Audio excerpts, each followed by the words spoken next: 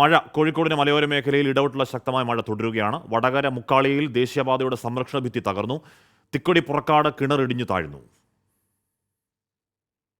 രാവിലെ പെയ്ത കനത്ത മഴയിലാണ് മുക്കാളിയിൽ ദേശീയപാതയുടെ സംരക്ഷണ ഭിത്തി തകർന്ന് റോഡിലേക്ക് മണ്ണ് പതിച്ചത്.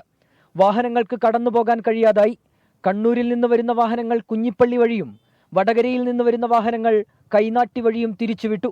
അപകട സാധ്യത നേരത്തെ ചൂണ്ടിക്കാട്ടിയതാണെന്ന് നാട്ടുകാർ. രാവിലെ 8 മണിക്ക് നമ്മളിത് ഓൾറെഡി ഇതിന്റെ മേലെ ക്രാക്ക് കണ്ടതാണ്. ആ സമയത്ത് നമ്മൾ അറിയിക്കേണ്ട വാഗാടിന്റെ ആൾക്കാരെയും അദാനിന്റെ ആൾക്കാരെയും NHന്റെ ആൾക്കാരെയും വീഡിയോ സഹിതം അയച്ചു കൊടുക്കുകയും അവർ വരാമെന്ന് പറയുകയും ചെയ്തതാണ്.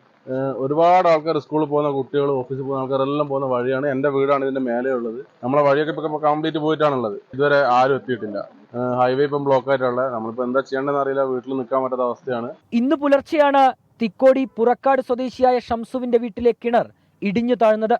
വലിയ ശബ്ദം കേട്ടു നോക്കിയപ്പോഴാണ് കിണർ ഇടിഞ്ഞു താഴ്ന്നത് ശ്രദ്ധയിൽപ്പെട്ടതെന്ന് വീട്ടുകാർ. കൊയിലാണ്ടി മൂടാടി പഞ്ചായത്ത് ഓഫീസിന് സമീപത്തെ റോഡിൽ മാവ് കടപുഴകി വീണ് ഗതാഗതം തടസ്സപ്പെട്ടു. ഫയർഫോഴ്സ് എത്തി മരം മുറിച്ചുമാറ്റി. 24 കോഴിക്കോട്.